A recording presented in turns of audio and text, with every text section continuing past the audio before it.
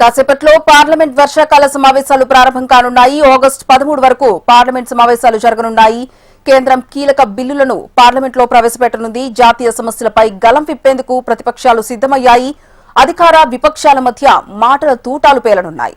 5 సరికొత్త బిల్లులను ప్రవేశపెట్టడంతో గతంలో పెండింగ్ లో ఉన్న 2 బిల్లులను ఆమోదించడానికి కేంద్రం కసరత్తు చేస్తోంది. ఆదాయపు పన్ను సంస్కరణలు, సుప్రీంకోర్టు న్యాయమూర్తుల సంఖ్య పెంపు, ఎంఎస్ఎంఈ చట్టాల్లో మార్పుల వంటి కీలక ప్రతిపాదనలు ఈ బిల్లులో ఉండడంతో ఈ సెషన్స్ దేశవ్యాప్తంగా తీవ్ర ఆసక్తి రేకెత్తిస్తోంది. సమావేశాలు సజావుగా సాగేందుకు వీలుగా ప్రభుత్వం సర్వపక్ష సమావేశాన్ని ఏర్పాటు చేసింది. సమావేశంలో తాము తీసుకోబోయే బిల్లుల గురించి రాజకీయ పార్టీలకు కేంద్రం వివరించనుంది. అయితే ఈసారి సమావేశాల్లో ప్రభుత్వాన్ని గట్టిగా నిలదీసేందుకు ప్రతిపక్షాలు వ్యూహాలు రచిస్తున్నాయి. ముఖ్యంగా దేశాన్ని కుదిపేసిన నీట్ యూజీ పేపర్ లీక్ వ్యవహారం, ఆపరేషన్ సింధూర్లో సైనికుల మరణాలపై రక్షణ మంత్రి రాజ్నాథ్ సింగ్ చేసిన వ్యాఖ్యలు, లడక్ ఉద్యమకారుడు సోనం వాంగ్చుక్ ను జంతర్ మంతర్ నుంచి ఆసుపత్రికి తరలించిన అంశాలపై విపక్షాలు సభలో చర్చకు రెడీ అవుతున్నాయి.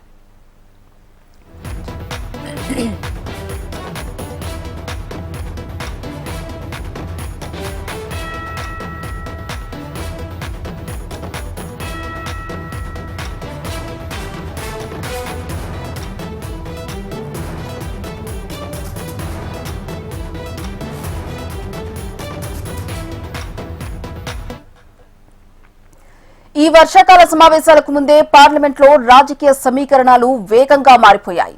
తృణమూల్ కాంగ్రెస్ కు చెందిన 20 మంది రెబెల్ ఎంపీలు నేషనల్ సిటిజన్స్ పార్టీ ఆఫ్ ఇండియాలో విలీనమై ఎన్డీఏ ప్రభుత్వానికి మద్దతు ప్రకటించారు. లోక్సభ స్పీకర్ కూడా వీరికి ప్రత్యేక సిట్టింగ్ ఏర్పాట్లను ఆమోదించారు. దీనికి తోడు శివసేన ఉద్దవ్ పక్షం నుంచి 6 లోక్సభ ఎంపీలు ఏక్నాథ్ షిండే వర్గంలో చేరగా ఆమ్ ఆద్మీ పార్టీకి చెందిన 7 రాజ్యసభ ఎంపీలు ఇప్పటికే బీజేపీ కూటికి చేరారు. ఈ రాజకీయ ఫిరాయింపుల ద్వారా ప్రభుత్వం పార్లమెంట్లో 3/2 మెజార్టీ సాధించేందుకు ప్రయత్నిస్తుందని కాంగ్రెస్ ఆరోపిస్తోంది. ఈ నేపథ్యంలో అధికార విపక్షాల మధ్య తీవ్ర స్థాయిలోనే వాదోపవాదనలు జరిగే అవకాశం కనిపిస్తోంది.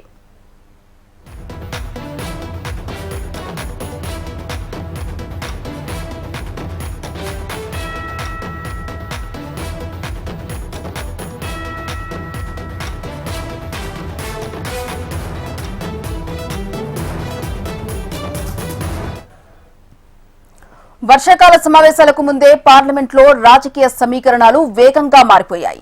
తృణమూల్ కాంగ్రెస్ కు చెందిన 20 మంది రెబెల్ ఎంపీలు నేషనల్ సిటిజన్స్ పార్టీ ఆఫ్ ఇండియాలో విలీనమై ఎన్డీఏ ప్రభుత్వానికి మద్దతు ప్రకటించారు. లోక్సభ స్పీకర్ కూడా వీరికి ప్రత్యేక సిట్టింగ్ ఏర్పాట్లను ఆమోదించారు. దీనికి తోడు శివసేన ఉద్దవ్ పక్షం నుంచి 6 లోక్సభ ఎంపీలు ఏక్నాథ్ షిండే వర్గంలో చేరగా ఆమ్ ఆద్మీ పార్టీకి చెందిన 7 రాజ్యసభ ఎంపీలు ఇప్పటికే బీజేపీ కూటికి చేరారు. ఈ రాజకీయ ఫిరాయింపుల ద్వారా ప్రభుత్వం పార్లమెంట్లో 3/2 మెజార్టీ సాధించేందుకు ప్రయత్నిస్తుందని కాంగ్రెస్ ఆరోపిస్తోంది. ఈ నేపథ్యంలో అధికార విపక్షాల మధ్య తీవ్ర స్థాయిలో వాదోపవాదనలు జరిగే అవకాశం కనిపిస్తోంది. ఇక పార్లమెంట్ సమావేశాలకు సంబంధించి మరింత సమాచారం మా కన్సల్టెంట్ ఎడిటర్ శివప్రసాద్ లైవ్ ద్వారా అందిస్తారు. Shivaprasad, over to you.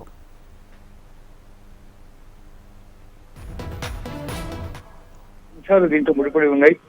ముఖ్యంగా గతంలో జరిగినటువంటి ప్రధానమైనటువంటి ఇన్సిడెంట్స్, వాటన్నిటికి సంబంధించినటువంటి ఇష్యూస్ లో విపక్షాలు చాలా తీవ్రంగా భారతీయ జనతా పార్టీ లేదా ఎన్డీఏ కూటమి ప్రభుత్వం మీద తీవ్రంగా విరుచుకుపడేటువంటి అవకాశాలు కనిపిస్తున్నాయి. ముఖ్యంగా నీట్ ఎగ్జామ్ నిర్వహణకి సంబంధించినటువంటి పరిస్థితులు, ఆ తర్వాత మరోసారి నీట్ ఎగ్జామ్ మళ్ళీ నిర్వహించడం, ఆ నిర్వహించినప్పుడు ఆ సమయంలో దాంట్లో పార్టిసిపేట్ చేయలేకపోయినటువంటి విద్యార్థుల యొక్క లేదా అభ్యర్థుల యొక్క పరిస్థితి గురించి చాలా తీవ్రంగా నిర్దేశించేటువంటి అవకాశాలు ప్రధానంగా కనిపిస్తున్నాయి.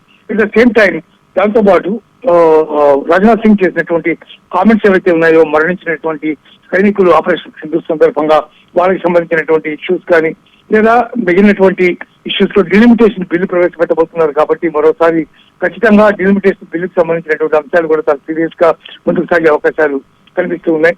డిలిమిటేషన్ బిల్లు ద్వారా ప్రభుత్వం ఏం చేయదలుచుకుంది అనే దాని మీద ప్రధానంగా విపక్షాలు గవర్నమెంట్ నిర్దేశించేటువంటి పరిస్థితి కనిపిస్తుంది. అంతేకాకుండా ఇంకా కొన్ని కీలకమైనటువంటి బిల్లులు ఈసారి ప్రవేశపెట్టబోతున్నారు. ఎవరైనా ఏ రాజకీయ నాయకులైనా, ముఖ్యమంత్రితో సహా ప్రధానమంత్రి అయినా సరే, ఏదైనా నేరాభియోగం మీద 4 రోజులు బెయిల్ రాకుండా కనుక జైల్లో ఉన్నట్టయితే వాళ్ళకి శాశ్వతంగా రాజకీయాల నుంచి పోటీ చేసే అవకాశం లేకుండా చేయడం అనేటటువంటి బిల్లు ప్రధానమైనటువంటి బిల్లు. ఈ బిల్లు కూడా ఈసారి ఖచ్చితంగా వచ్చేటటువంటి అవకాశాలు ఉన్నాయి. అందువల్ల ఆ బిల్లుకి సంబంధించి కూడా తీవ్రమైనటువంటి చర్చ జరిగే అవకాశం కనిపిస్తోంది.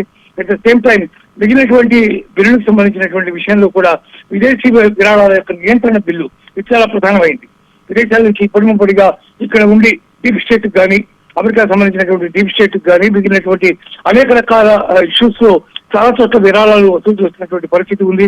ఆ విరాళాలకు సంబంధించినటువంటి ఇష్యూస్ వాటి మీద ఎంత వస్తుంది, ఏమొస్తుంది, ఎక్కడి నుంచి వస్తుంది తదితర అంశాలన్నీ కూడా పూర్తిగా నియంత్రణ వాటి మీద ఉండేలా ఖచ్చితంగా ఈసారి ఈ సమావేశాల్లో బిల్లు తీసుకువచ్చేటటువంటి అవకాశం కనిపిస్తుంది. ఇవన్నీ కూడా చాలా ప్రధానమైనటువంటి బిల్స్ గా వాటిని భావించవలసినటువంటి పరిస్థితి ఉంది.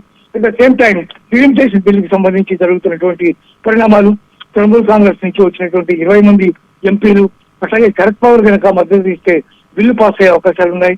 వీటన్నిటిని దృష్టిలో పెట్టుకుని డిఎంకేతో కూడా చర్చలు జరుపుతున్నట్టుగా సమాచారం తెలుస్తుంది. డిలిమిటేషన్ బిల్లుకి సంబంధించి ఇవన్నీ కూడా పూర్తయితే డిలిమిటేషన్ బిల్, అటువైపు విరాళాల నియంత్రణ బిల్లు, ఆ తర్వాత శిక్షార్హమైన నేరం ఏదైనా చేసి ఒకవేళ ఆ నేరంలో ఇతను నిర్దోష అయినా కూడా 4 రోజుల్లో కనుక బెయిల్ రాకపోయినట్లయితే ఖచ్చితంగా అతన్ని శాశ్వతంగా రాజకీయాల నుంచి దూరంగా పెట్టేటువంటి అవకాశం ఉండేటటువంటి బిల్లు ఇవన్నీ కూడా రానున్నాయి. ఇవన్నీ కూడా ఈ సమావేశాలు మొత్తం అంతా కూడా చాలా హోరాహోరీగా తీవ్రంగా జరిగేటువంటి అవకాశాలే ఎక్కువ కనిపిస్తున్నాయి. Priya, thanks for the update Sivaprasad.